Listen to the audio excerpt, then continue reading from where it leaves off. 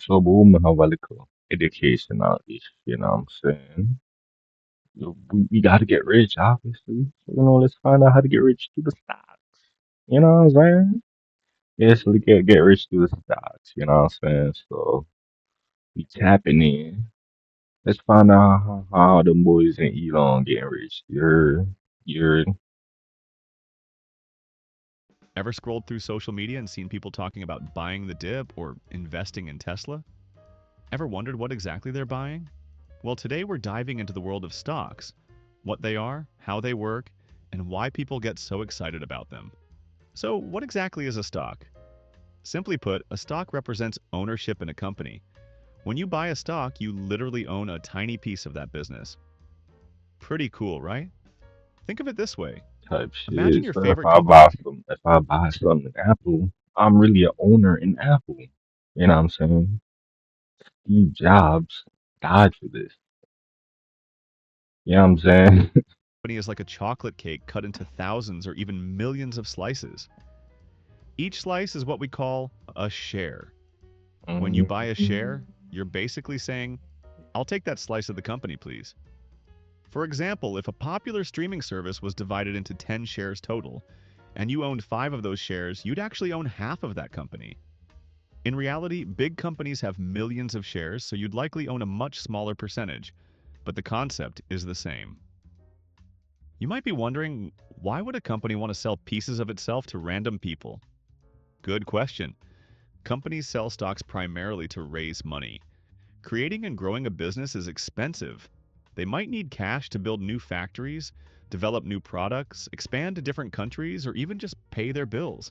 Instead of borrowing money from a bank, which they'd have to pay back with interest, they can sell shares of their company.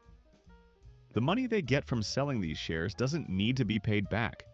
It's theirs to keep and use. Let me break this down with a story about Maya and her dream sneaker store. Maya wants to open Fresh Kicks, a store Great selling take. limited edition sneakers, but she's calculated that she needs That's crazy. $100,000 to get started. Unfortunately, she only has $50,000 saved up. Instead of taking out a loan, Maya decides to divide her business into 10 equal shares. Since she's putting in $50,000, she keeps 5 shares for herself. Each share is worth $10,000, so she sells the other 5 shares to people who believe her sneaker shop will be successful. Jordan, a sneakerhead, hears about Maya's business plan and thinks, this could revolutionize the local sneaker scene. He buys one Mhm. share for $10,000, which means he now owns 10% of Fresh Kicks. With the money from Jordan and 4 other investors, Maya now has her $100,000 and can open her dream sneaker store. Fast forward 5 years, Fresh Kicks is Right. absolutely crushing it.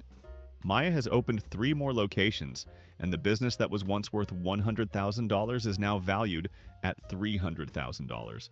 Remember Jordan who invested $10,000 for one That's share? like His 10% ownership is now worth 30,000. $30,000. If he decides to sell his share, he'd make a $20,000 profit. Not bad, right? But investing Not isn't bad. always a success story. What if Fresh Kicks struggled to compete with online retailers and the business value dropped to $80,000? Jordan's share would then only be worth $8,000, meaning he lost $2,000 of his investment. Ouch.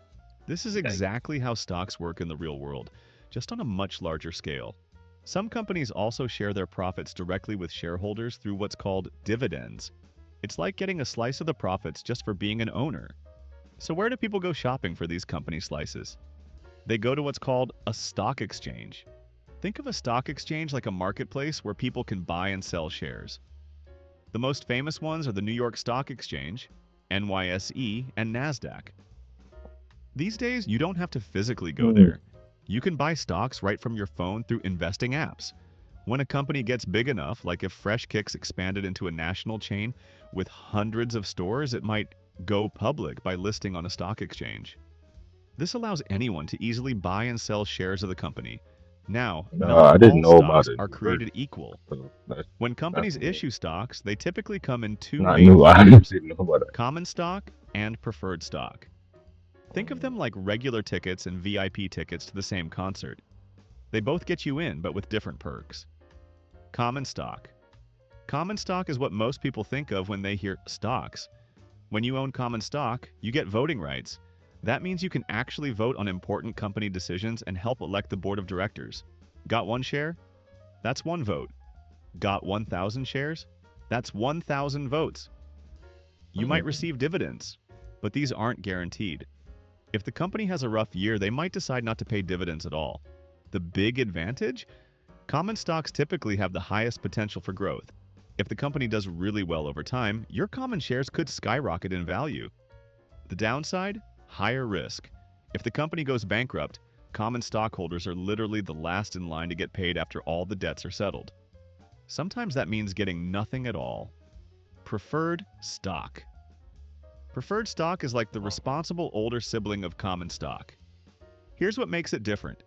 Preferred stockholders usually don't get to vote on company matters. You're giving up that influence in exchange for other benefits. The big perk?